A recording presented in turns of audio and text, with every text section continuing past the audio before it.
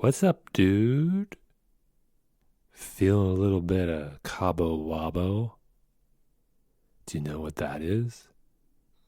I don't. Maybe we can talk about it. I would actually love to have this show open up, have open lines on this show. I think that's the industry term for that. Open lines. Just have people call in, do a call-in show. That would be a lot of fun. That would, I'm going to work on that. I'm going to think about doing that because I think it would have to be, well, yeah, okay. I don't have to talk this out now, but I think I know what to do. Well, that's for future shows, I think. Right now, we're going to be focusing on this Philadelphia music era that I was involved with. This is kind of like a little series within the podcast show. And I got 2 words for you. John Balzarini. Now I've got 1 word for you. Balls. With a Z. I've known Balls for 22 years. Met back at Westchester. And he's a great guy. We really bonded on all things punk rock when I first met him. And yeah, he opened me up to a lot of music that I had never heard, and also our shared likes and dislikes, and just a super guy, a lot of fun, very very energetic in a very steady way. I could say he's not hyperactive. It's not that. It's just like there's a steadiness to his. This is what it is. It's actually, there's a passion in Balls that I feel is just so wonderful to be around. Like it's just feels very engaging and fun, and energized. When you're around certain people, you get energized in a really good way. So that's it, Balls. That's it. That's what it is. Finally figured it out. Cracked the riddle of the Balls man. We've got quite a lot of fun stories that we have together, and we're going to talk about them in the show. I think this is going to be another 2-parter, to be honest. So strap in for that. Buckle up. Get your flotation device handy in case you're near water and you need it. And so we're going to jump in.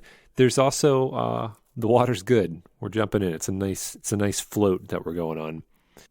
I'm going to let you listen to what Balls says, how he introduces himself. I think it's tricky. I gave you kind of an introduction. I'm learning the ropes here on how to introduce guests.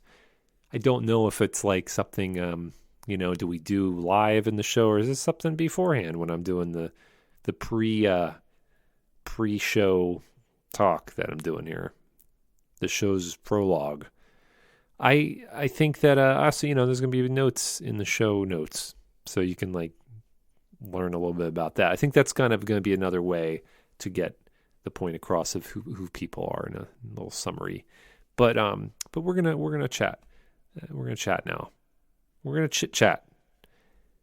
We're gonna chitty chat, chatty bang bang. Here we go.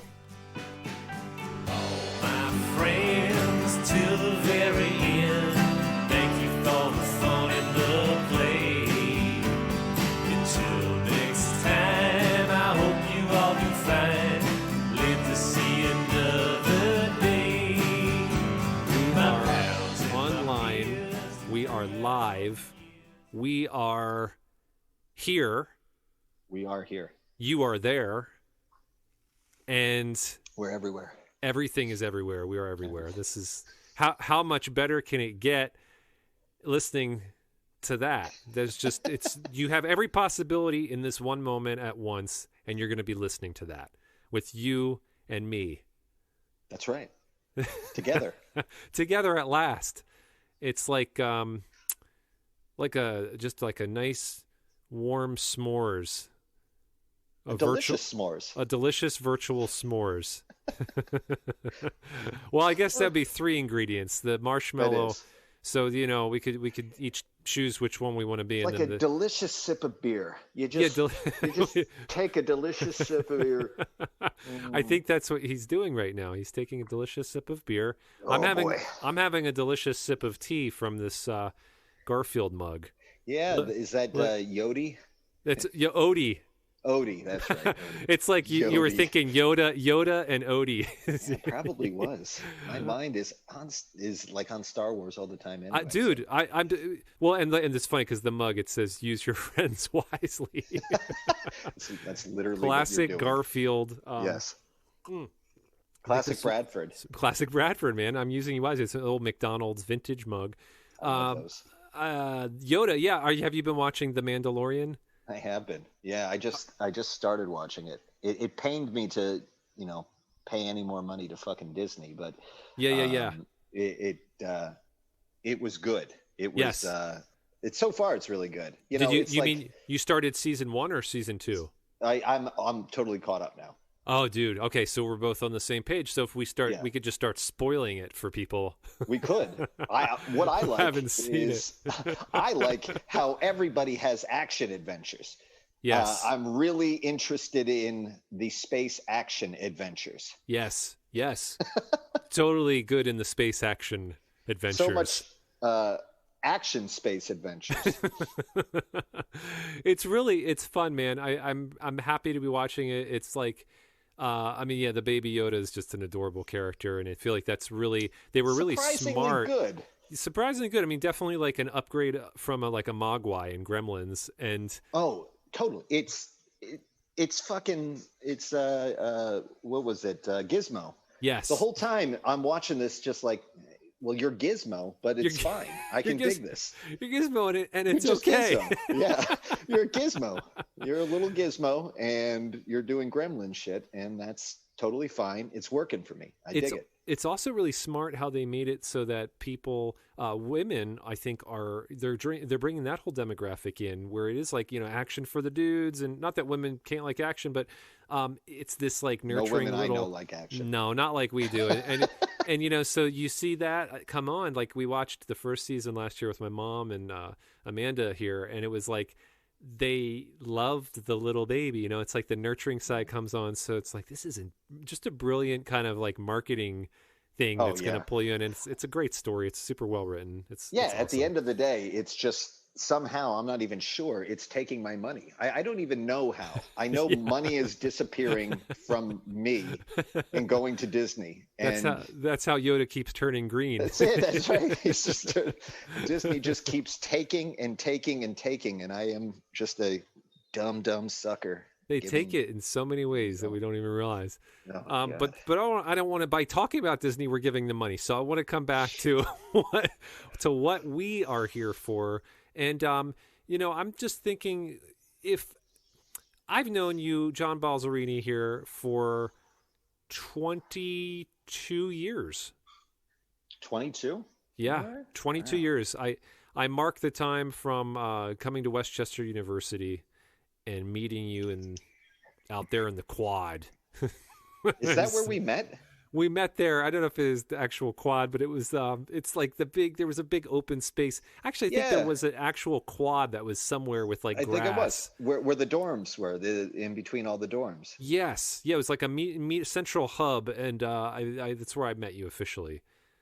Wow. That was it. I don't totally remember that, and there's a variety of probably pretty good reasons for that, but. Like why? How? Do you remember the context? I do remember this, and this will be good because I'm still playing with, and just to be fully transparent here, because I like doing that. I'll probably explain in the intro who you are, but I also want you to have a chance to build your own character here for people. Represent myself. Yeah, I want you to represent yourself, and so. I met you because I came to Westchester University out of high school, punk rocker, definitely in, kind of counter to the mainstream, part of society that I was really like, rebelling in that way. And but still a good boy. I was still a good boy, and just Always been a good boy. Always been a good boy, but into punk rock. And so, going to Westchester University, pretty jockey, and pretty jockey, preppy, nerdy. I did, but nothing against nerds. But just there was the demographic was pretty like straight lace, by the books. Student body. It wasn't like a lefty liberal arts school. It was just fucking plain vanilla middle class white kids. It was a vanilla student body. Yeah, it totally was. So I'm walking into one of my classes. I think it might have even been a history class. I think history or philosophy maybe. And this is like within the first semester of Westchester. And I see you and I think Scott Weaver, and you're sitting out there. Checks out. And I don't know. This is what I'm curious about is how did I go up and approach you? Who was it? I know I initiated somehow, but how did that happen? Because it's like, I didn't know you, it's like, I just came up and maybe I was desperate enough to just be like, I need to make contact here or else I know I'm going to go a little batty. And I see that, you have, you've got the military jacket patches. I see that there's punk rock aura around you and Scott. So yeah, right. I could see that. And I must have approached you or somehow there was somebody that bridged us. I'm not sure. Well, it kind of makes sense, right? Westchester, the town had a punk scene through like the Creep Records, kind of stuff with bands like the Boyles and Plow United. And, there were a lot of really, really great bands, both well-known and not so well-known that were kind of from or like playing through that part of town. But in terms of Westchester campus, it wasn't like a campus where there were a ton of punks. No. And I remember that too, just getting there. And I was fortunate because I knew Jamie and Andrew and Toby and I lived together. Yeah. So, that all like, do we need last names? Toby Lehman, Andrew Jones, Jamie Hawking, just so, all right. So context. Well, it's also fun because the last episodes was with Andrew Jones and Rory Connell. So Andrew Jones. We might get an alternate history for a few things that overlap. It'll be interesting. Yeah, that'd be fun. Because I didn't share that with you yet. And it's, because... And then and we can watch the episodes and then I can walk over to Andrew's house and just because I still live down the street from him. I still live as far from him now as I did when we lived in the dorms. Oh, I love it. Oh my God. So Andrew Jones and our friend Jamie Hawking lived together, and part-time Andrew's brother Ben Jones lived there, and Toby and I lived in the dorms together. Yeah. Toby Lehman and then Scott Weaver lived in the dorms a lot longer than the rest of us. I was shocked. He lived with Andrew Gray from Mid-Iron Blast Shaft. Yes. And Hoots and Hellmouth. And this was it. So it was like, I remember similar things happening before I knew you when I was still like in the dorms and kind of in that part of the campus scene that like I met a couple punks here and there, and it was a similar thing. You just kind of like, it's like you see somebody from your tribe and you see somebody like, who's got like chains and spikes on their stuff and they got bracelets and their clothes are all ripped up and they look cool. They look like punks, Yeah. So, when you're in a place like Westchester, that was really very much just like a middle-class white kid state school, and was not progressive in any way, shape or form. Those punk weirdos stand out. So I think that it makes a lot of sense that, and I think that there was a time, in punk rock where I think that was probably pretty normal, where, people in places all over were just kind of like looking at each other and going, well, there's somebody in my tribe. And like, hey, you like what I like, let's be friends. And I'm almost certain, like, this all makes sense to me, knowing you and how you are, that I was probably sitting there smoking cigarette after cigarette, and Scott was sitting there with me, and then you just walked up and you're like, you're punks, I'm punk, we're friends. Yes. And that's probably how it happened. And that's one of the like the greatest parts of punk rock is that is how it has often happened for a lot of people. It's so great. And just to paint the picture too, this was a lot of these shows I've been doing here. It's like, this is pre-internet. And that makes it a lot more like you're on the streets, connecting socially, human to human contact. And that was the way, and that was the only way to learn about shows, to learn about bands, to, connect with other people. And for me to come right up and just do that, I was, that was it. That was kind of like we're off and running. I want to backtrack for one sec too, before we get to like, from that point on, is where you're from originally. Where did you grow up? I grew up in southern Chester County, Pennsylvania. Yeah. Which is right in this like tri-state area near Maryland, Delaware, and it's obviously it's in Pennsylvania. And where I grew up, it was fairly rural, and I'm sure, I don't know if you ask Rory or Andrew about this, they gave you the same answer. Yes. So Rory Connell and Andrew Jones and Scott McMicken and Toby Lehman, both of whom are from Dr. Dog, we all grew up in the same area. We were all friends, and we were friends together. So our area was very kind of vast. We had a couple towns like West Grove and Avondale, and then it was a lot of townships like New London, where I lived, and a few other people lived, and there's Landenberg, where Andrew Jones lived. There's a new London. There's a new London. Did you hear about the new London? And these are like places where there's just like a post office and a volunteer fire department, and then a stop sign, and that's like it. So this is like and it's a lot of country and all that. And then the closest town to us was Newark, Delaware, which was like home to Jade Tree Records. And then when we were growing up, had a really awesome like music scene. There were punk bands and indie bands and rock and roll bands. That's where the famous and much revered Zen Gorilla is from, that we all went to see over and over and over again as many times as we could. So that was our music scene. That's where we went to shows and saw bands, and University of Delaware was like that campus for us. And that was, depending on where you lived in our school district, it could be 10 minutes away or 20 minutes away, but it was like, that was like the town.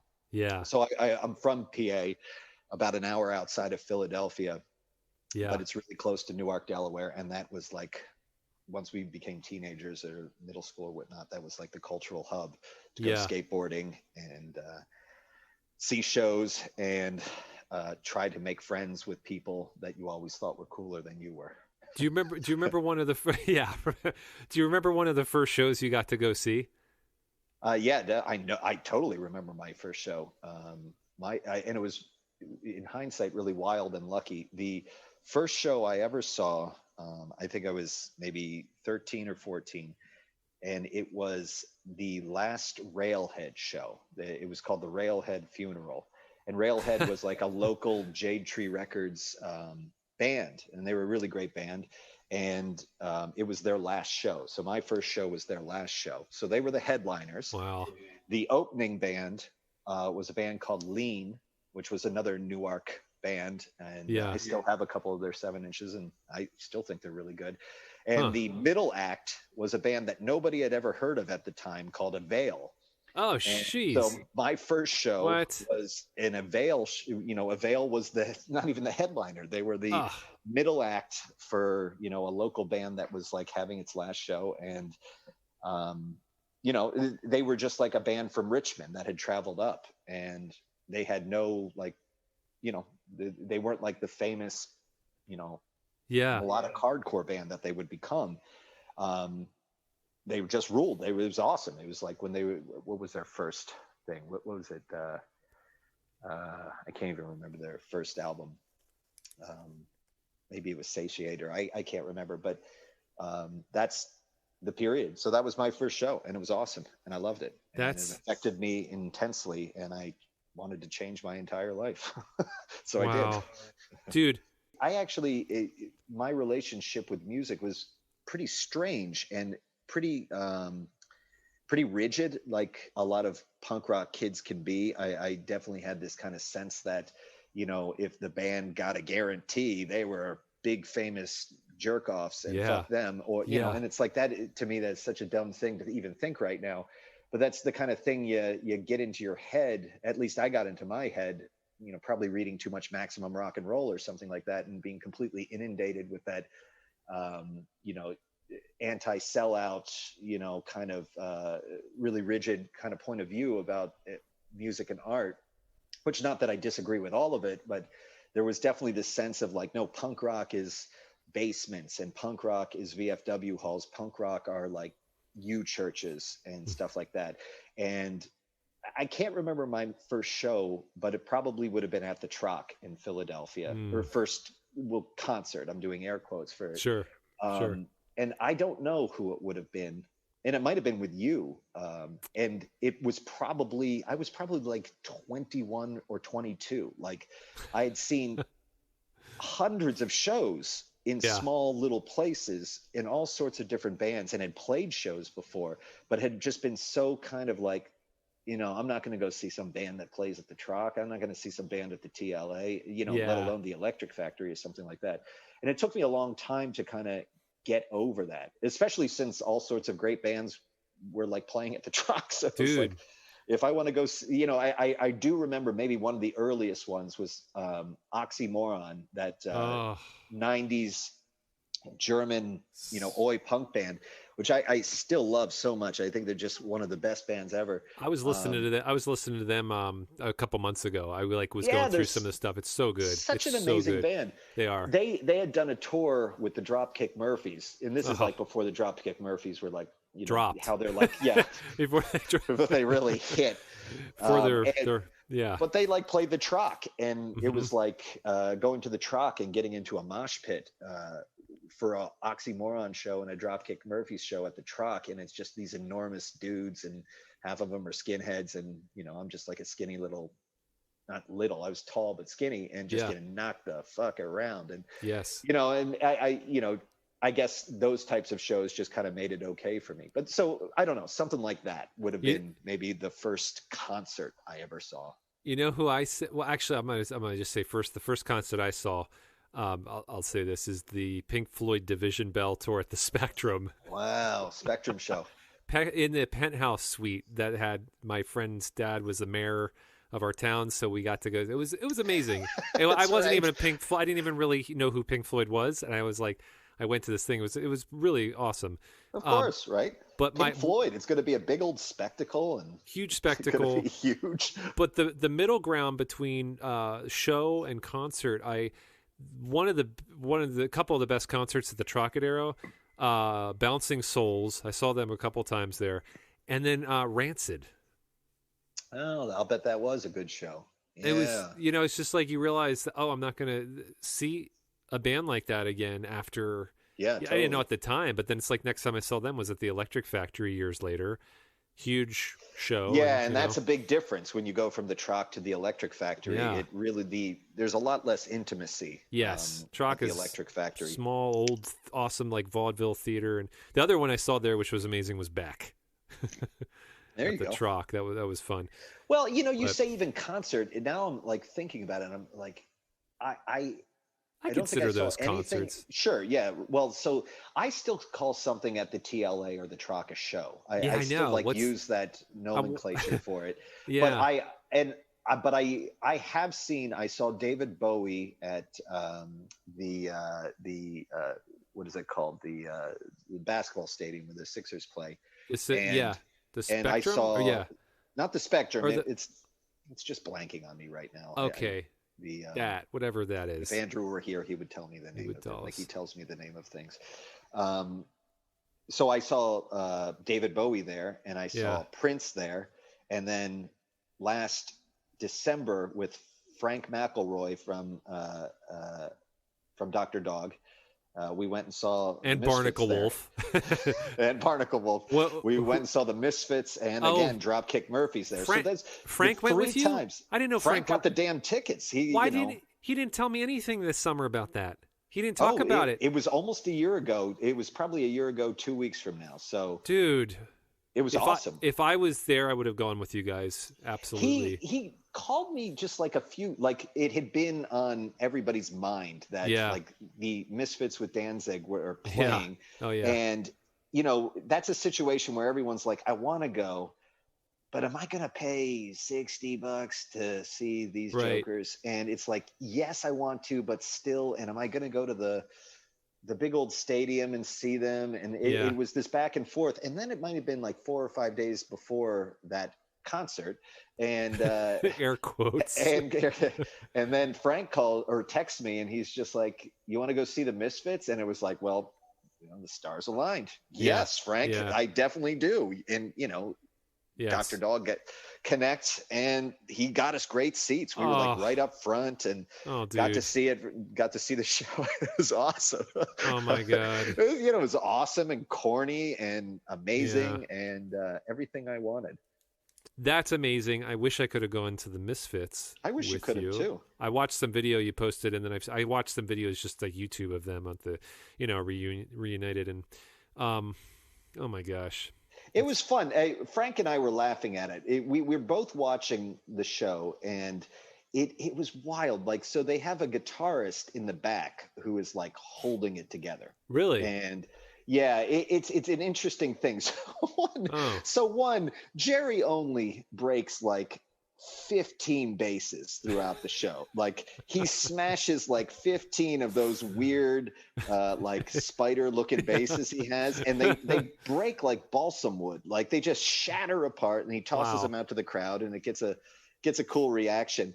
And we were closer to Jerry, so like Jerry was on our side, and then Glenn was in the middle, and then Doyle was on the other side. And they walked around a little bit, and it was cool. But there was definitely this like watching Doyle and going, it doesn't look like he's playing what I'm hearing. And then there's the guy back in the shadows who's like holding a lot of that down for the theatrics. It's weird like that. Yeah, because Doyle is like, he does this like kind of pounding. I was like, how does he? Well, that was exactly it. So I'm watching that, right? Yeah. And I'm watching Doyle, who is enormous. Yeah, he's like huge. He is an enormous man. Yeah. And he's smacking. And I used to do the same thing playing shows with my bass. I'd hit it, and it makes a big old racket. Yeah. And you wouldn't hear that.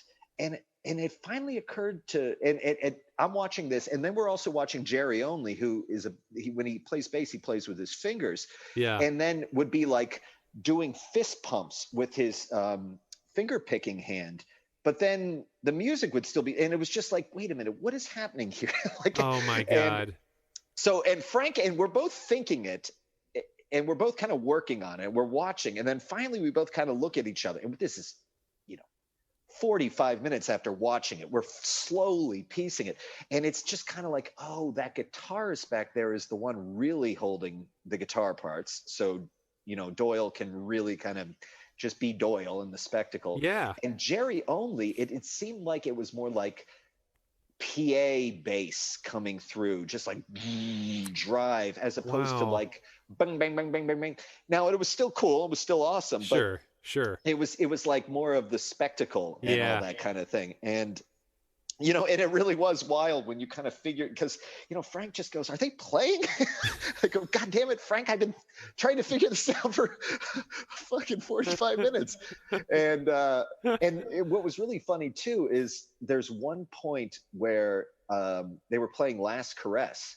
And so that's like a less like overdriven song. And Doyle was playing, and then it goes to that break where one last cup, and then you're supposed to come in, and it like the timing matters, and like Doyle fucked it up, and it was like a mess, and it was like, shit, man, the one point where you needed to like be playing and hit it, and you fucked that shit up. And you messed the freaking part up. Which actually made me love it more. I mean, that's like for such a huge spectacle, making it sound like, you know. And it's like they're the Misfits, and the songs are there. Like, what are you going to do? Like, the songs are so great, and they're so fun, and they're so timeless and weird and cool. And, it's like, it's so good. When every one of their recordings is awful, except for the stuff they started doing in the 90s, which is a different kind of awful. But like this stuff before that was so poorly recorded. It's just like, well, these guys are not worried about the sonic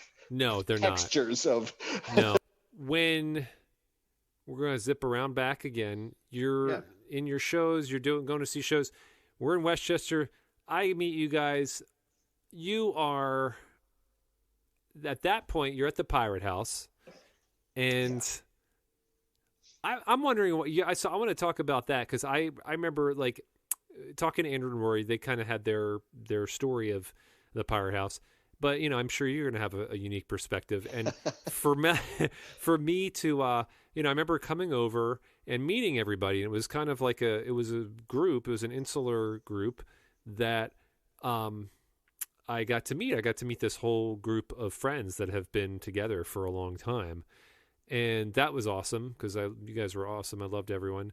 And at the time, it was Unleash the Bastards was already going that you were in, and Raccoon. Or was it? Is that what happened at that point? Yeah, totally. By that point in time, I'm sure. Yeah. I'm even going to back up again. What happened through high school? Were you playing up to that point? What bands were you in then? Well, okay. Since I'm so famous, people really must know. Oh man, people. What's the inquisitive and curious minds want to know? Inquisitive. Yeah, right. Well, okay. It's like Reader's Digest. Yeah, indeed.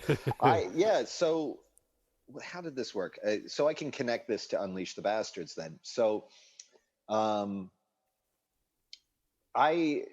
did I start playing bass? Probably started playing bass around 13 or 14. I remember Toby and I both. What was the first note you played? That's a great question, and I'll bet it was an F. I can, I can literally remember like getting my bass and then doing F, G, A, G. Just like that whole step walk up kind of thing, and just being like, "Look, I'm doing it. I'm making song." And me make song. Me make punk song. I gotta find a drummer. So. And I remember like Toby Lehman and I both got basses around the same time. And Toby was playing music with Scott McMicken. So they were both playing back since like 13, 14 years old. And that was the amazing thing is like Toby and I basically started playing bass at around the same time. And it was like 6 months later and he was 6 years ahead of me. It was just like, he was so goddamn good. It was bonkers. He's to this day one of my favorite bass players and one of like the people I have learned how to play bass from just by like watching him and thinking about how he thinks about it. He's got he's got a bass gene. He really does. I mean, he's bonkers at the bass. He's really, really great. And so anyway, bass was like in the air for us. And so I got a bass and I was playing. And then, I don't know, maybe around 16 or 17, I was starting to put together some songs. And my friend John Weaver was playing guitar. He was learning guitar. And his older brother, Doug Weaver, was in a bunch of bands that played around Newark. His brother Doug was in a really great band called the Pins that later became called Subversion and later became called something else. He went on to play drums in Os Rotten for a little while and then had another band called Gunspiking and some other bands. So and John, like had this like great musician that he was learning from, and John I thought John got really good at guitar pretty quickly. And he was my buddy, and we were both punks, and we liked the exact same kind of punk music. At that time, like bands like The Pissed and Os Rotten and Defiance and Oi Polloi and all that kind of stuff, Oxymoron, and as well as the classics, and all the other stuff. Yeah. So, we start playing in a band, and John and I were rocking together for a long time in John and Doug's bedroom, and then we got this guy, Pat Krakow, to play drums with us for a while. And he was pretty cool and good. And our friend Willie Braunline, I think, played drums a little bit once or twice. But it wasn't until I got to Westchester, got to college, and re-met Scott Weaver. I had met Scott Weaver on like a visit to Westchester when I was still in high school. And just to say too, these are not related Weavers. They're not related Weavers. So weird. Yeah, they're not Love even. it. Scott Weaver is not related to John or Doug Weaver, which so So I met Scott Weaver. I was maybe 17 or whatever, and I went up to hang out with my friend Jamie Hawking at Westchester, and it was like just hanging out with Jamie, and Jamie liked punk and metal music and stuff. And we went to some party somewhere, and my geography at the time, I didn't know I didn't know where I was. I knew the road to get there and back, and that was it. So we're at some party, and through the night, that's the first time I met Scott Weaver. And then he was, I think, a year ahead of me. So when I finally get to Westchester, I re-meet him and find out he's a drummer. And it's just like, you got to be our drummer. So then Scott Weaver becomes the drummer of the band with John Weaver and myself. And see, one of the great names, I think it was Rory Connell who suggested we call ourselves the Dream Weavers, which would have been amazing. I don't think I had quite the sense of humor for it at the time, but looking back, that would have been just the best name. But so we were a band, and our band was called Civil War Reenactment Guy, and we were just kind of like putting songs together and trying to figure out how to do it and all that kind of thing. And we played for a while, and we practiced a lot, and we got things kind of together for a bit. And then balls. How did you get the name for that? The name for Civil War Reenactment Guy. So that was. And I'm just going to preempt. I'm setting you up because Andrew told me on the episode with him and Rory, he said, John's probably not going to want to tell this story. Fuck it. I don't give a fuck. But he told. Who cares? So he told the story, but I need to hear it from the horse's mouth. Well, the horse's mouth was filled with puke, so the Perfect. horse might not remember all of it. It was a party at I think it was Willie Braunline's house, and it was just a really wild party. And I drank way too much and probably smoked too much, and I was just a kid, right? So too much, and I'm not even talking like beer. I just think I drank too much vodka and had too much fun, and I passed out somewhere and I got sick. And then I kind of remember being in the lawn for a while. And then I go up, I make it to the bathroom upstairs. It's hard for me to even remember the layout of that house. And I make it to the bathroom upstairs, and I'm just like barfing and in the toilet and hunched over.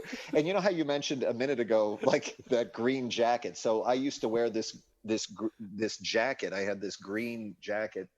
It was like an old Army fatigues jacket, and the reason I bought it is the name on it said Dead Man, and I thought, well, that's great irony. I love that. And then I just screen printed, and I put spikes and chains and patches and all that shit that you do on your jacket. So I'm wearing this jacket, and I'm barfing, and I'm having a hard time.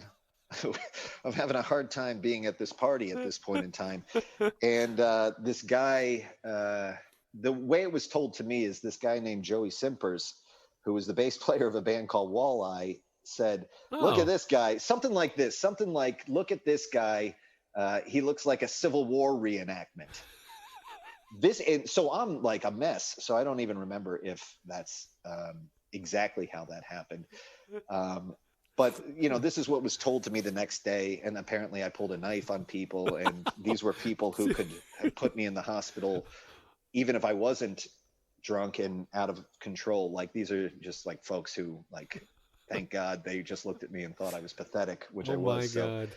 And then it was like, well, all right, that's the band name, Civil War Reenactment Guy, this dumb. Hunched Which over is a toilet. Army fatigues, going from that to thinking you're a Civil War. I know, right? So that's the guy. thing too. It's like, yeah, because it wasn't like I was wearing like blue wool. Right.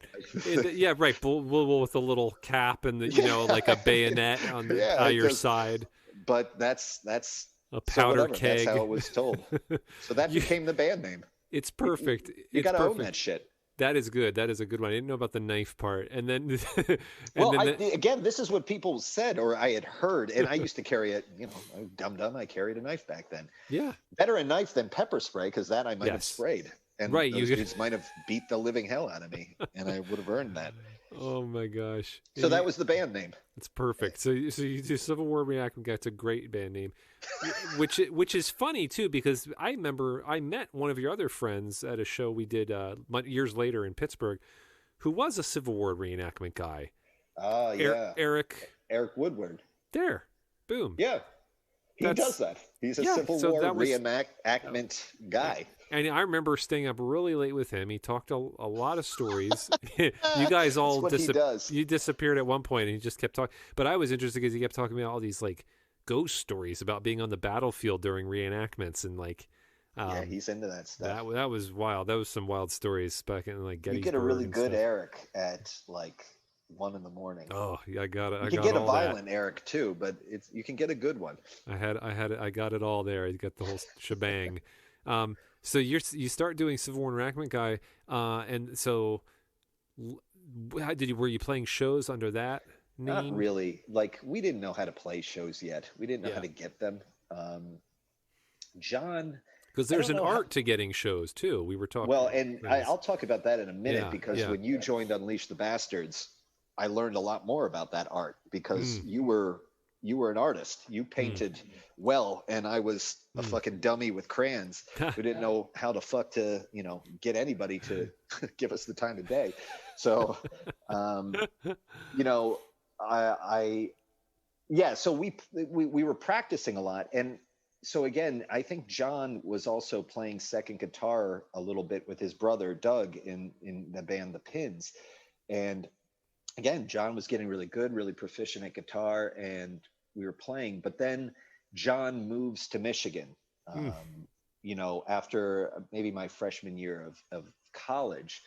So, and right around that time, so we weren't playing many shows. I think one of the only shows we played was what was called Jeep Fest. Did Andrew and Rory talk about Jeep Fest? Oh yeah. We got some Jeep, but your perspective would be great to hear, your memory of that. So Jeep Fest, what I can remember, Jeep Fest was like a celebration for Andrew Jones's birthday, and I don't know why we called it a Jeep. He drove a Jeep Cherokee back then.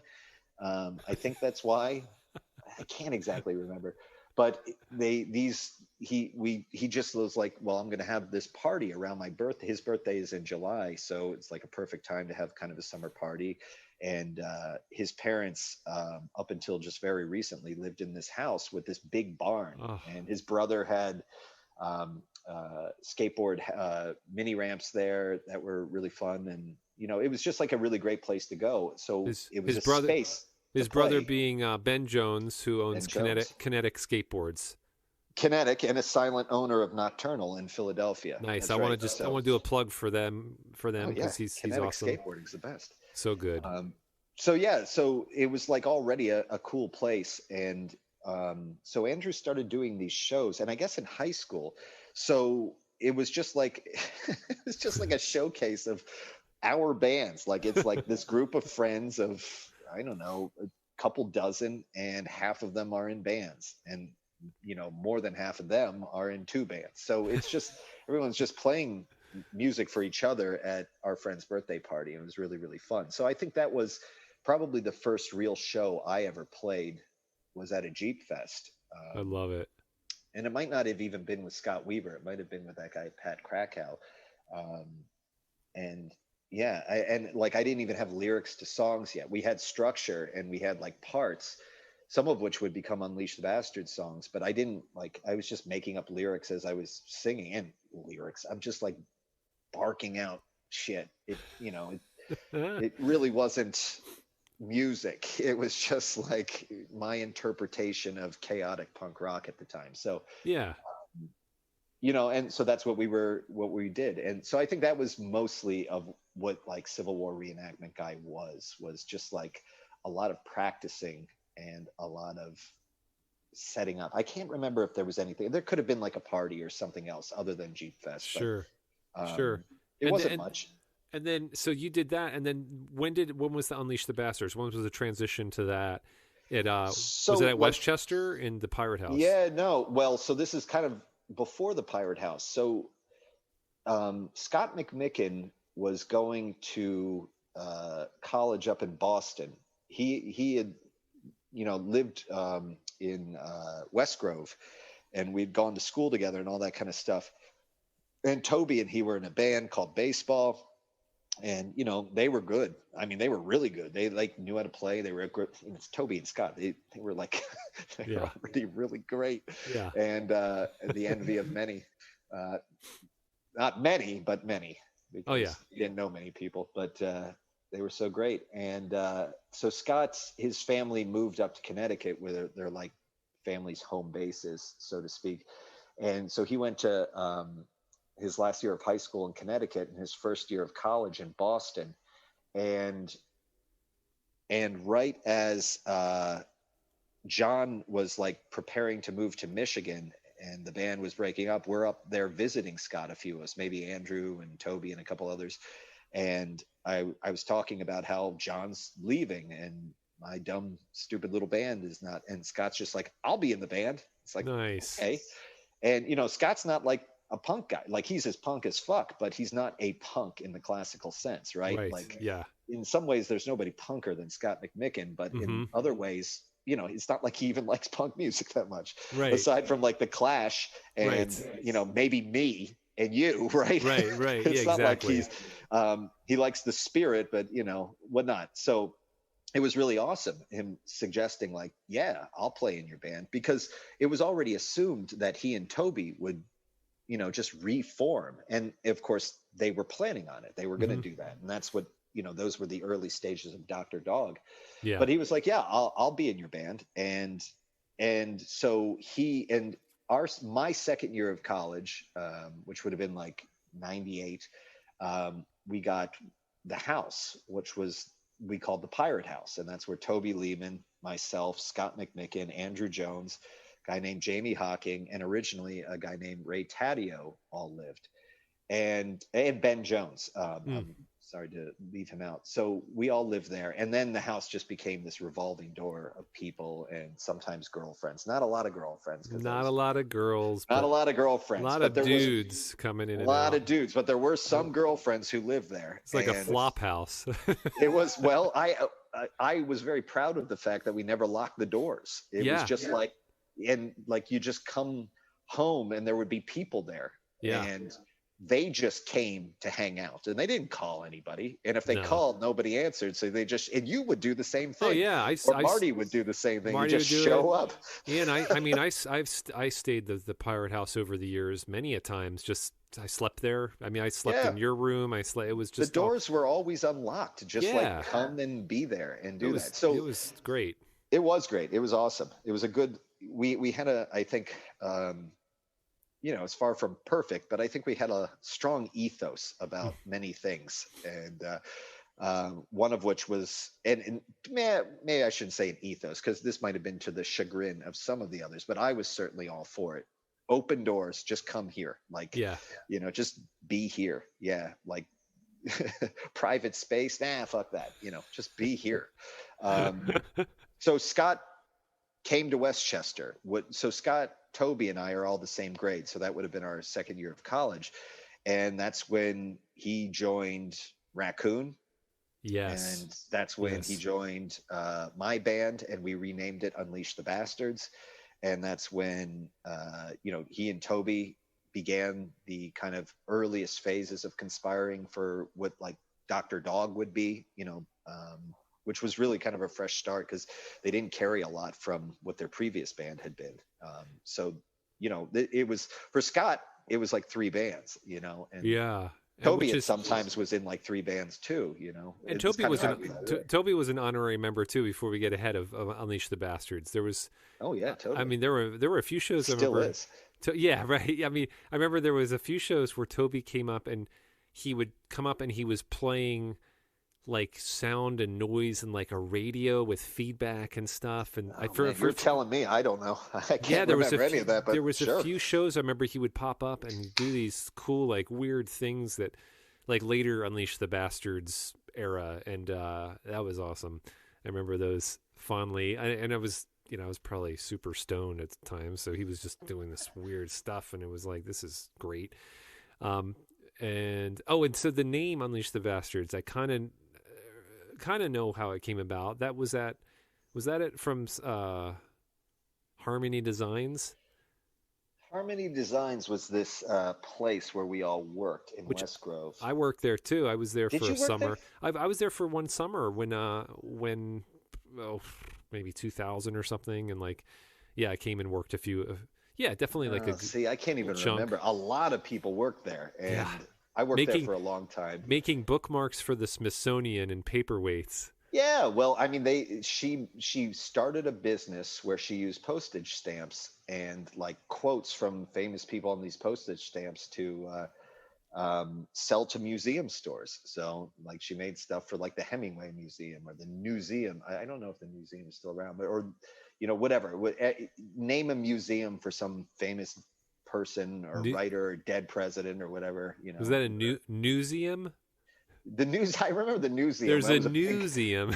Well, it was about news. It was about print media. Oh, the and news. Oh, wow. Newseum. That's funny. But I feel like That's that great. just closed, which is kind of depressing to Oh, me, damn considering. it. So the, Yeah, this was like basically a bookmark factory. We were in a little bookmark factory, right making bookmarks and paperweights and right stuff. near Kennett Square, which is the mushroom capital of the world.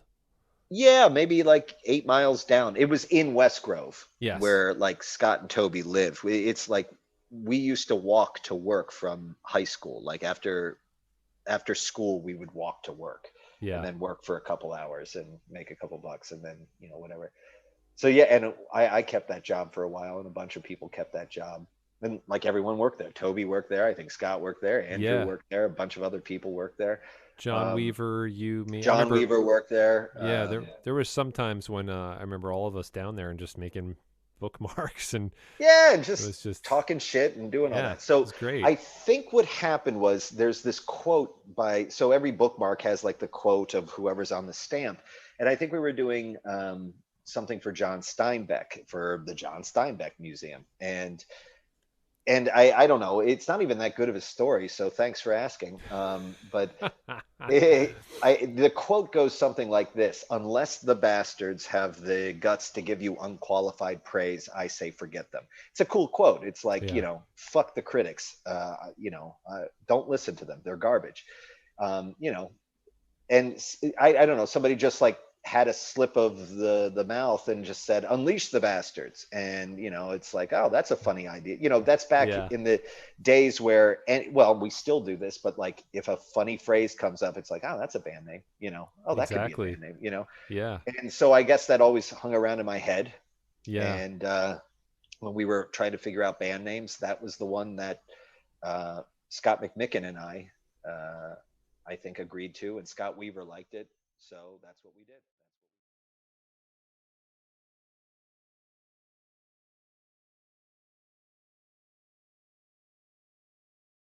When you guys first started playing, so I met you.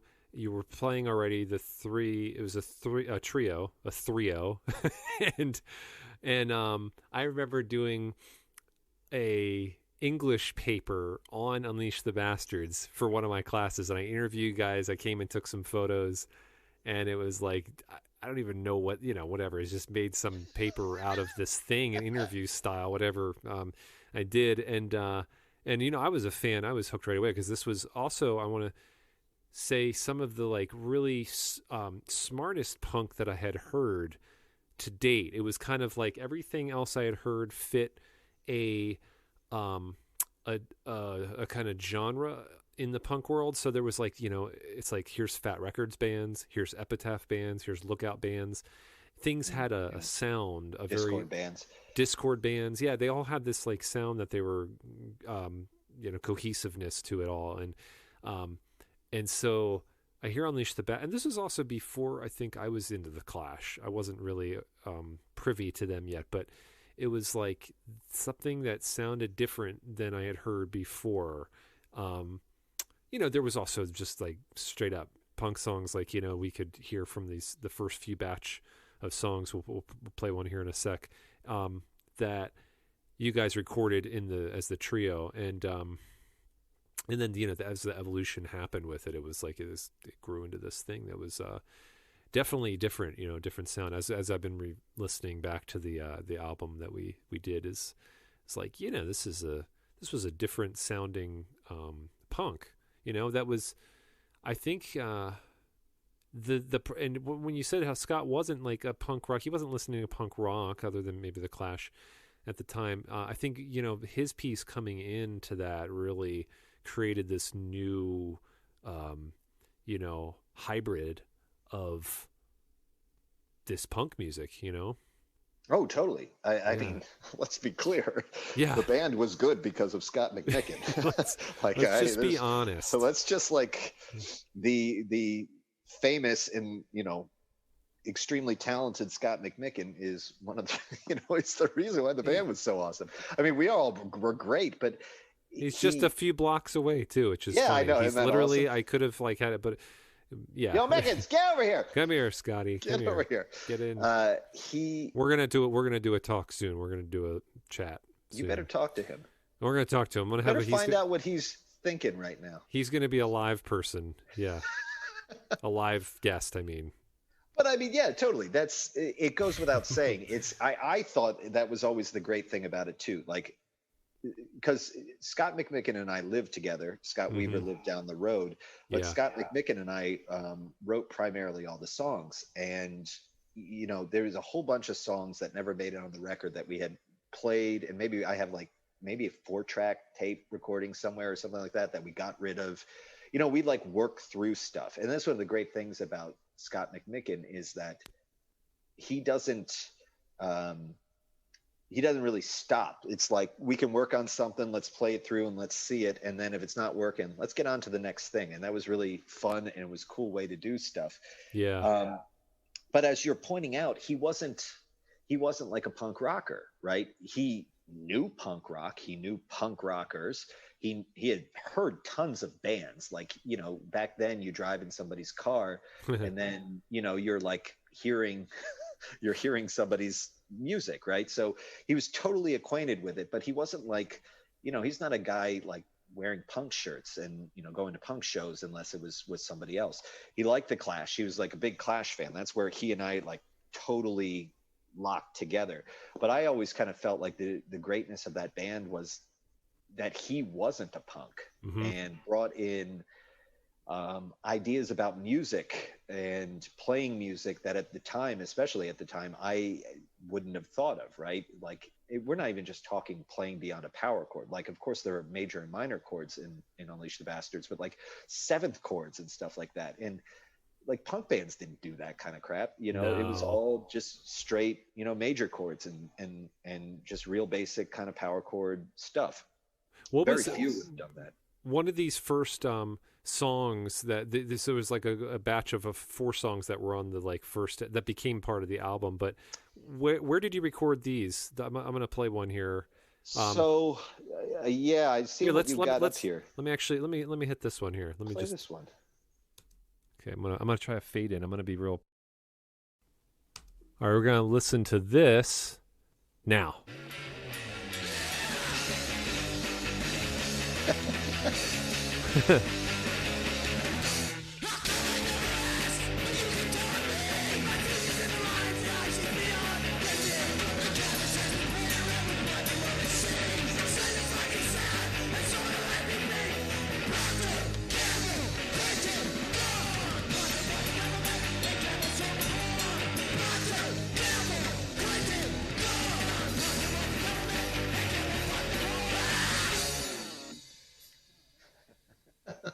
Dude, it's always a I know it's so good. It's so good. That was on the first batch of things that I heard with the cassette. I think you had a cassette. We did. So that's the thing. We played as a 3-piece for a while, and we might have played a couple shows here and there. I know one show. I remember one show you did was in Pittsburgh. I came up to Pittsburgh with you guys. Yeah, that's right. That show. Yeah, right. We did a couple shows out there. I think we did like somebody's basement, and we played someplace that people in Pittsburgh have heard of, and I can't remember the name of it. Yes. But there was a period of time where our friend Jeff Kelly played with us also, he was just like such a great guy and connected to. Creep Records, all those Creep Records folks, and in a bunch of like hardcore bands, and he was a Great really guy. talented, yet I lived still a great guy. I lived with him in Philly for a bit. You did live with him. That's right. He lives in Florida now. He's got I 3 know. children. Yeah. He's doing great. Shortly after the election, we were texting each other, and he said something to the effect of, "I'm just gonna hang down here in Florida and punch Nazis in the face." He's still, he's still fighting the good fight, and he's still a really rad dude.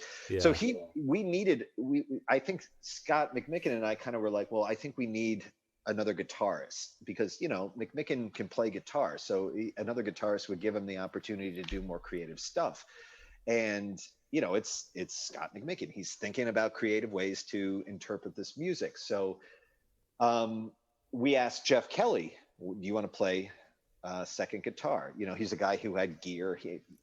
Bless him, he got us so much gear because he was always working at music stores like whatever, Sam Ash or Westchester Music. I mean, that dude kept us all equipped with stuff.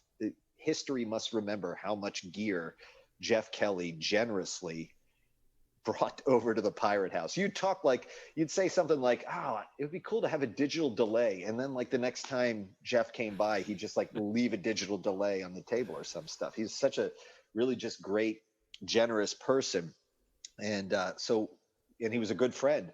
Yes, super nice. Just a great guy. So we had him be in Unleash the Bastards for a while, and it didn't really work out. He was just in too many bands, and it was no big deal, but it was just like he never really had the commitment to it. But while he was in the band, we went and recorded 4 songs. And our former roommate of the Pirate House, Ray Taddeo, had gotten one of those DAT machines. Oh yeah. It was like, I don't even know if anybody uses that stuff anymore, but I think that's long, long gone. I think I still have the DAT tape. I don't know what the hell to do with it. But we went cherish it. Yeah, I guess I'll just leave it in the drawer wherever it is. And yeah, we recorded 4 songs, and 3 of them made it on the album. The Sheridan Corporate Conference Room, which we just heard, was one of them. That was like the first one we recorded. So we kind of had a couple before we did the rest of the album. And I think Jeff Kelly actually played on those songs. I can't remember if he did or didn't, but I'm pretty sure he did.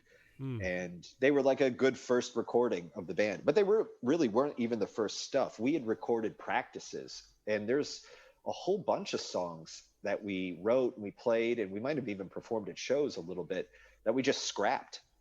Like it's weird to think about it now after all these years, but there's probably a bunch of songs you don't even know, and it's a weird thing to say that, because it is weird. Treasures. Yeah, and they're just probably taped somewhere, or they're gone or whatever, and we stopped playing them because they weren't that good, so it's not that big a deal. But they got dusted, so that was it. Yeah. Jeff played in the band for a little while, and we recorded a few songs. Yeah. And then I remember at a point where he was leaving the band, and all amicable, but it was I don't know if I even talked to him, but it was some party I remember we were at on a porch, and I don't know if I might have asked, or you guys offered, said, "Hey, do you want to join? Do you want to play?" Jeff's leaving. It was less that. It was, I think Scott and I think McMicken and I, and of course, I say McMicken because McMicken and I lived together, and we were writing, and we were hanging out and making a lot of these decisions. And of course, Weaver, we would tell him, and Weaver was always good for whatever we were doing. He was the best. Yeah. He's a great drummer, a great person, and just ready to go with everything we were doing. And, yes. If he had a critique, it meant it was not worth doing. Yes. his critiques were important too. So the way I remember it is, we had just gotten tired of, so the problem with Jeff was he was in too many bands and he was too distracted. So he wasn't going home and practicing the songs. And, the last time he played the songs was the last time we practiced, which when you're trying to learn music and then build on that music, that's not a good way to go, because you're constantly playing it, and then that person's only getting 75% of the song right, and then you've got to help them remember that 25%, and you've spent all this time just getting to where you were months ago. Like you're just never moving forward. You're just spinning your tires. Yeah. So, and again, it's for no other reason than I feel like Jeff did what we all were doing at the time, which was if somebody asked you to be in their band, you just said yes, whether or not you really wanted to do it.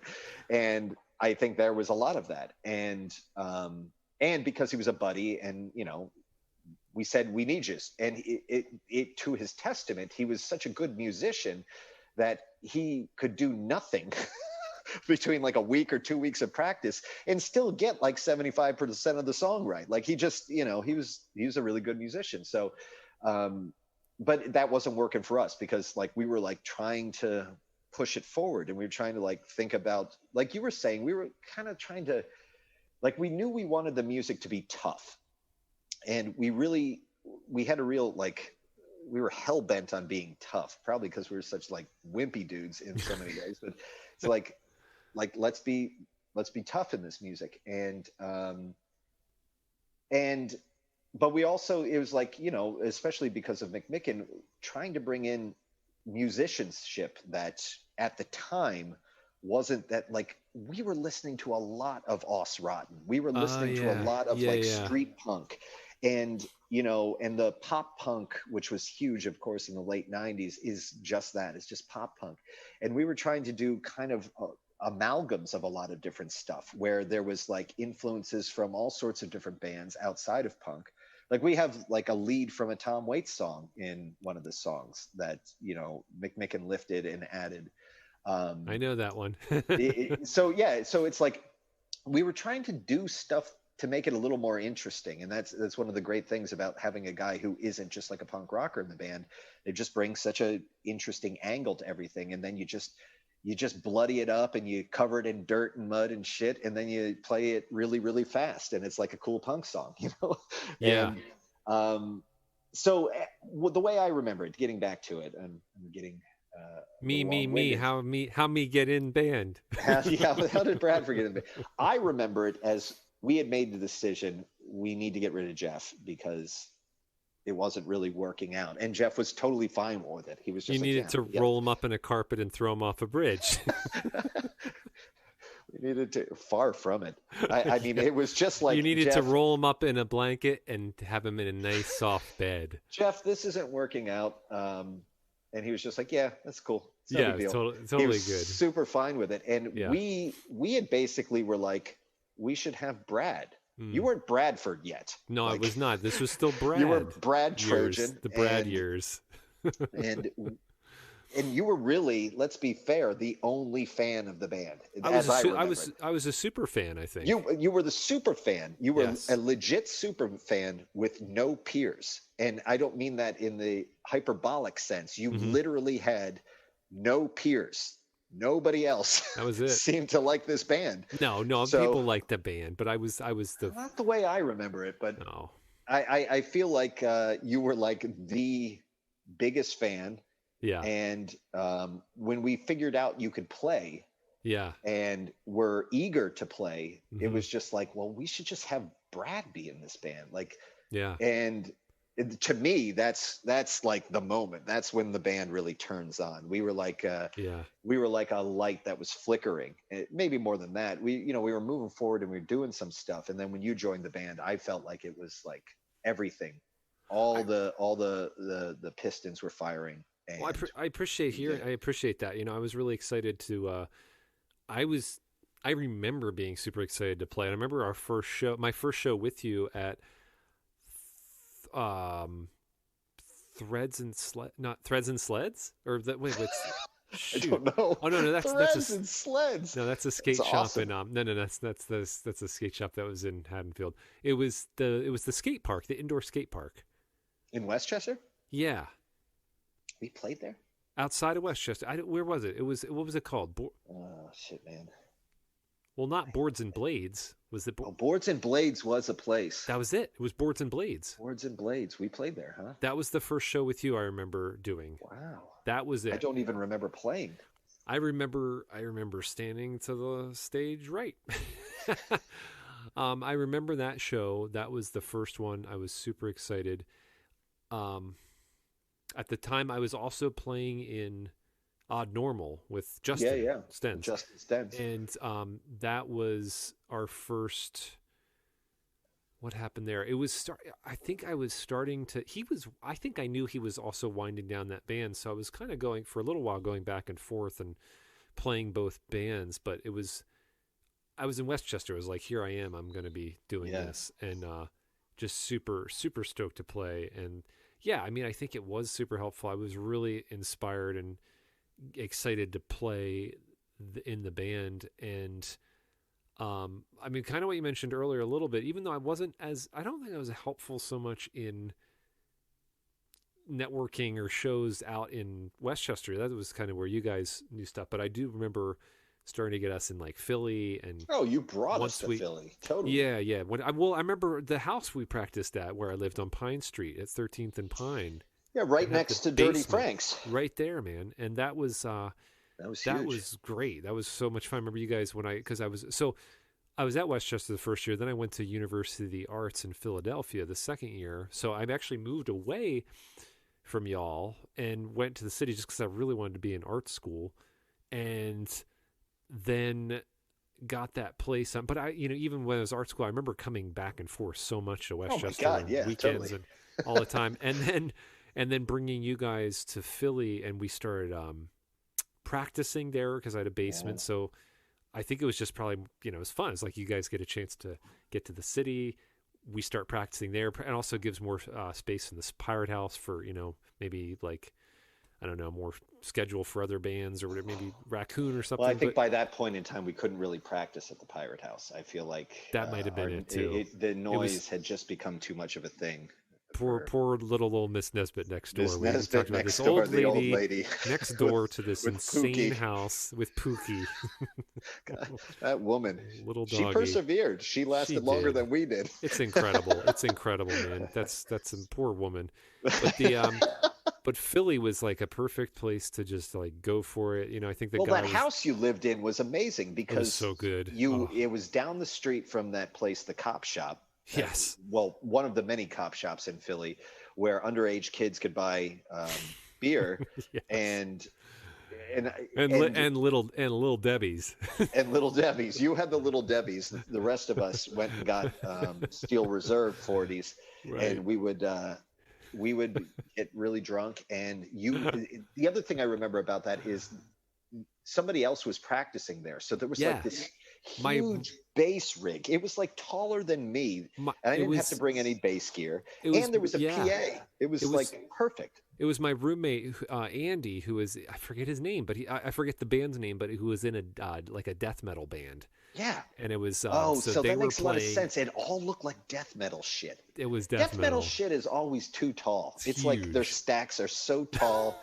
The music sucks. Oh man, to be fair, it was whatever they were doing. I'd catch some of the rehearsals when I was upstairs, and it was good.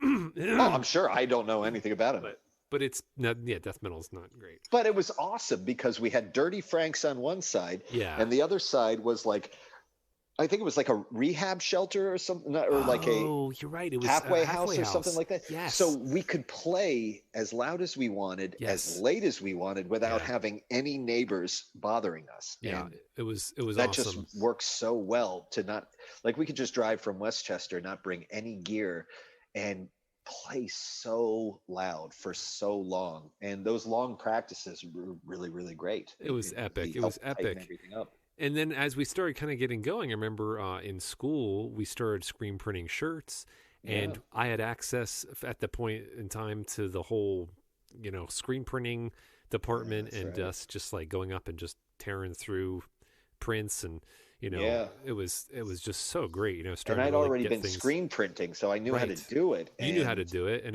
then we just had access more to this huge facility. Awesome. Yeah. We did a lot of shirts. We did so many shirts. I don't even know if I still have a bastard shirt. I think I might have one or two. Every once in a while I'll run into somebody I haven't seen in a long time and will go, I still have my Unleash the Bastard shirt. Oh my God. It's like one of the things somebody will say to me. Oh, it's so good. I'm gonna play another song here just because we're this is gonna be fun. Hear us talk. Yeah, well, People love it. They're Do you they? better love it. Have Listening. the people said they love it? They better.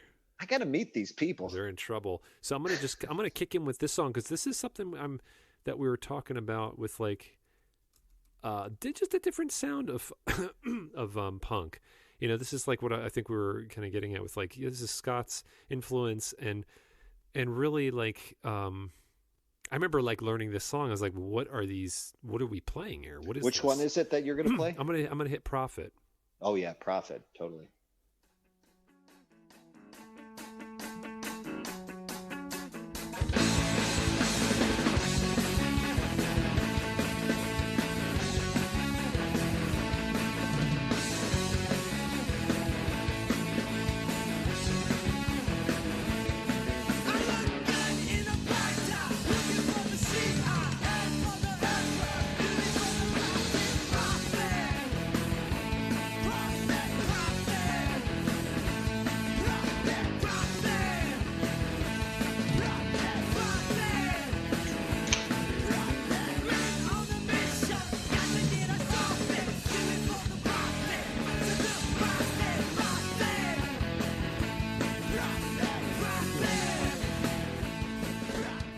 It's so good.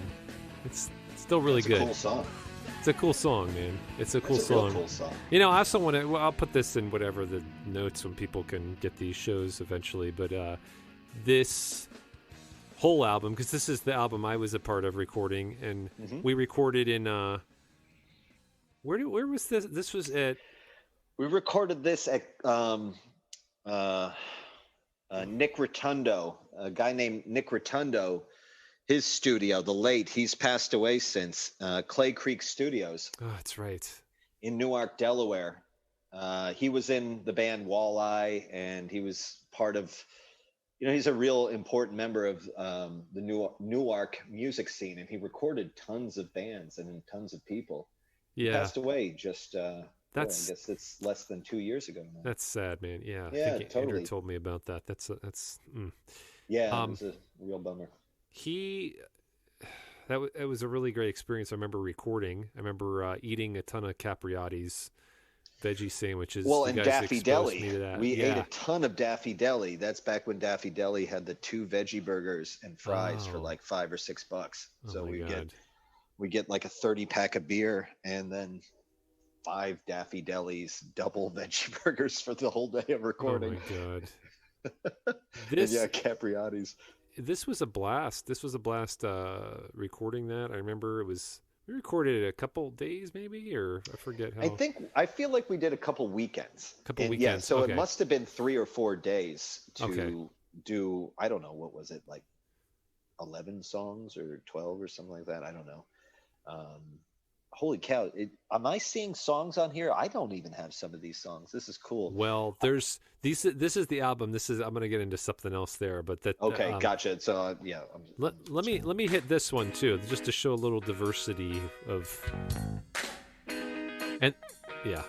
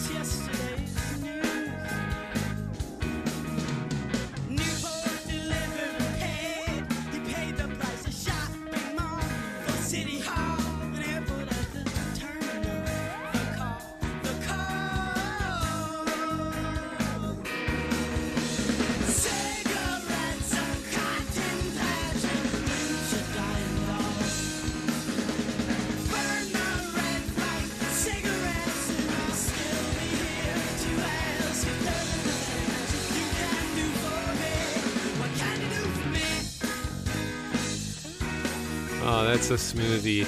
That's a smooth one, man. It's a good one. I think that's like one of those tunes that was really like, how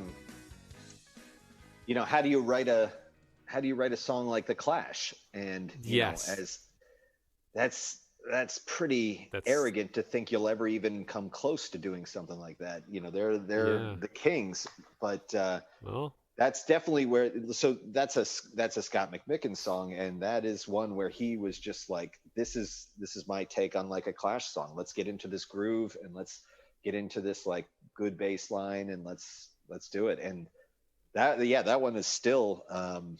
I think that's still one of the best. That's one of those songs that people every once in, like, it's not like people actually talk to me about this, but every once in a while, like when somebody mentions this band, they'll bring up that song because that one really, I think is one of the best. That one's a big one. There's also, the you just told me this. That's the one I was telling you. That's the one that our friend Chris Funderburg, he has a show, a podcast called The Pink Smoke, where it's like a cinephile.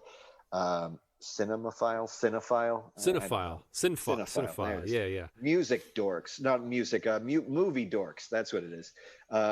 They talk about like movies and books and stuff like that, and they're really Chris and his friend John Cribbs, who's a great guy. They have this podcast, and they use T for Two, that song, as their intro to the podcast. I love it. And I'm a fan of their podcast, and it's really, I don't know, it really makes me happy. He's a great guy. I remember meeting him and throughout the days at Pirate House. I liked him a lot, and he's the best. He's so good. I can't wait to hear the podcast. I'm stoked to check that out. And Pink Smoke. Well, yeah, check it out. Find it. Yeah, this was great. I remember after doing like for Unleash the Bastards, when we were really like started rolling, I feel like after we had that album, it was like and it was called Product, and you can find that online for free. You can go to unleashthebastards.com. And No, it's www.unleashthebastards.com. There we go. I am so, thank God for Scott Weaver. Yes. And his ability to use a goddamn computer. Yeah. Because he just got us a website and still pays whatever, the $15 a year. Yeah. To have a website where you can literally type in www.unleashthebastards.com.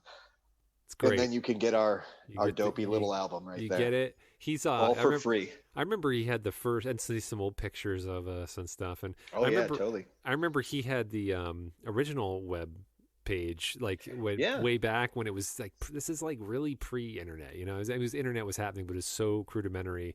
No one was really like using it for. Well, he and our friend Tim McLaughlin. Tim. Tim Dog. Tim and Scott were the like computer guys. They were like, you should get on this thing called the internet. And, there's this little thing called the internet that's happening. It's just kind of like, yeah. So, thank God for those computer guys. So good.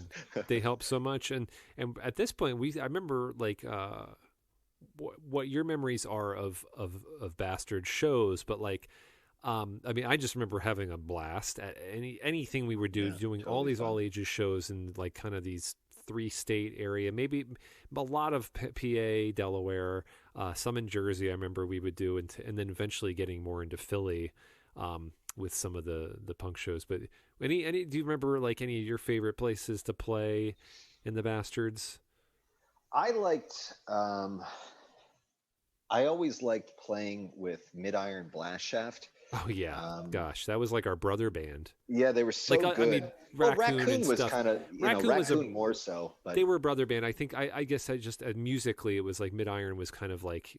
Yeah, because they were a heavy band. Yeah, and they were good. They were like people knew them. They were like they were on Reptilian Records, and they were always down in DC playing and stuff like that. And they were so good, and I liked playing any show when we played with them. They were so good. I think they played the last show with us, quite frankly. They did, and they were one of my favorites to play with. And Andrew Gray to this day is a very close friend. He was one of the guitarists in the band, but the rest of those guys were just so awesome. Jeff Brahoni, the lead guy in that band, is just such a amazing weirdo and Yeah. a fun lunatic. Yeah. So I love playing with them. I liked how often we went to Newark and played at the East End Cafe. We would go down there a lot for shows to play, but also open mics because Trailer Park Riot, who is still a band. Really? But They're still playing? well, it's not Trailer Park Riot. It's Clobbersaurus. They're called Clobbersaurus, and they are, in my opinion, the best punk band around. And I say this to anybody who will hear me, and people who have heard me have heard me say this too much. And it's Ken Adams is the lead guy, and then Steve Hollis is the drummer, and then this guy Brian Mackey is now the bass player, and I always forget the fourth guy's name because he's the only person I've never really known personally.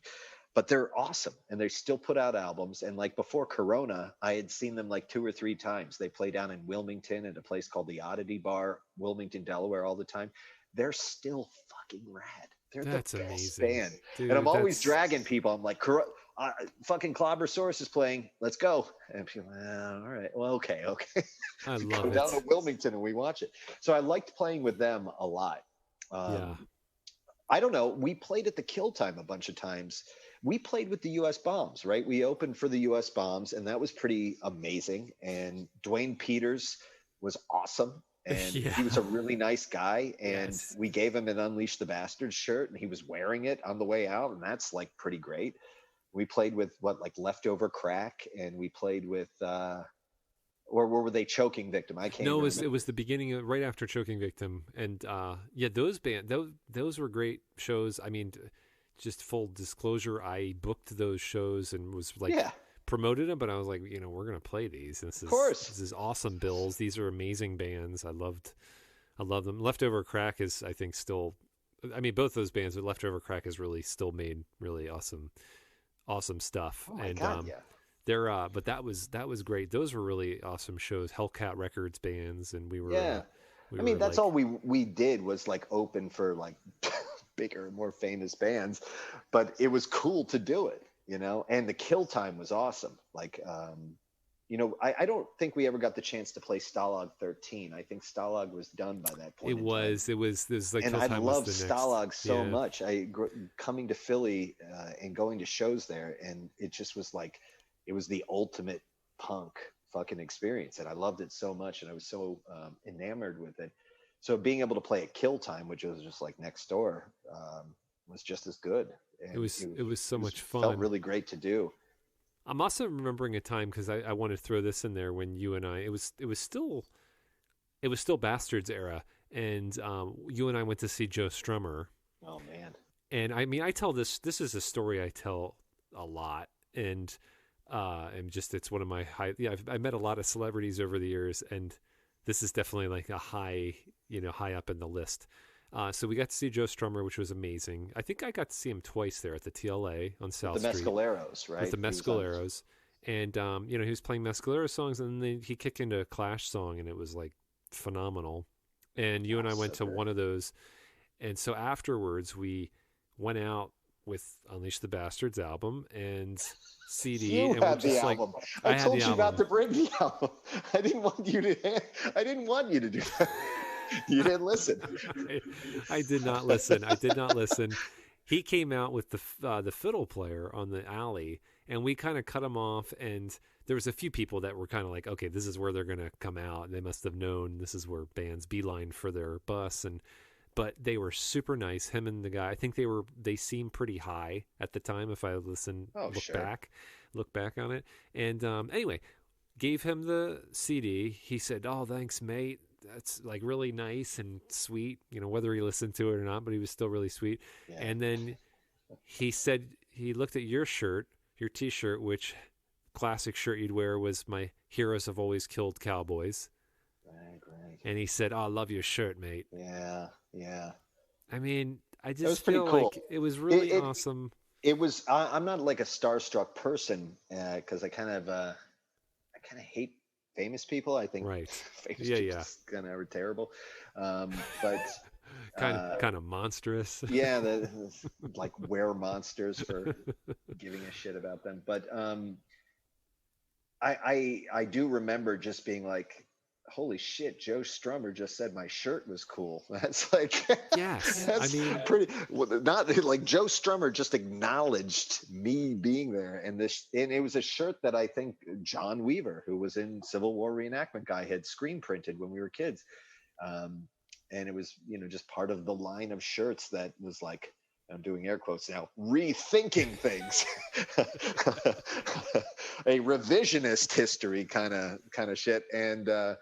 Um, and yeah, that was awesome. And I do remember just being sitting and this is an experience I've had whenever I've been around somebody who like is famous or something, which is rare, is I'm always a lot taller than him. I'm almost 6'3", and Joe is not a tall guy, and just kind of towering over him but still looking up at him even then, and just in awe, and just being like, thanks, this was such a great show. And it's just, so, just trying to be real, like, cool about it, but also being sincere. What are you gonna do? I was fucking drunk as a skunk, I'm sure, and just trying to talk to Joe Strummer.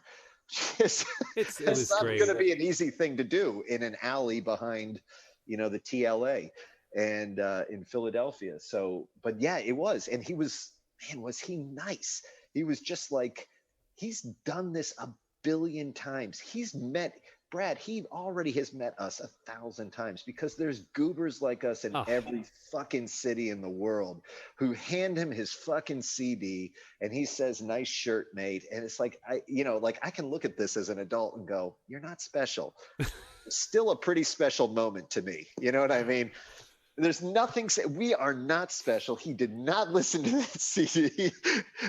The fact that he had it is kind of cool. And I told you not to bring it because I didn't want to be those guys. I do remember you told me not to. I didn't want to be those guys, and you didn't listen. And I don't know if I told this one before, because this is funny, because later years after this, when I had the Traffic Jam CD, I did 4 songs before in Tucson here when I visited, and then we started playing Traffic Jam, and I remember taking that CD to the TLA when David Cross was performing, and I gave it to him after the show because he had a band playing before him. So it was a band, then he did his stand-up. And I remember afterwards I met him and I gave him the CD. And he said, oh, okay, thanks. And then later in the week, I read in the city paper, the Philadelphia City Paper, a little short interview with David Cross, talking about being at the show, whatever. And he says, I just really can't stand it when people hand me music. I know, right?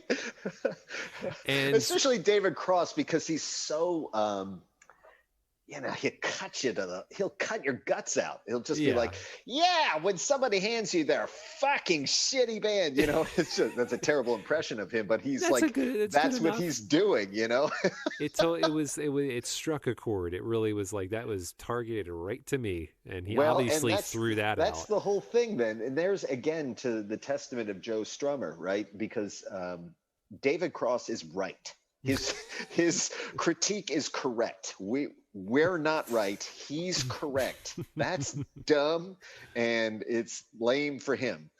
And Joe Strummer even more so. And the man was a gentleman about it. I mean, he literally, I remember thinking, God damn it, Bradford, because part of me knew you would do this anyway. Like, you weren't going to I'm not your boss. You weren't going to just like listen to me.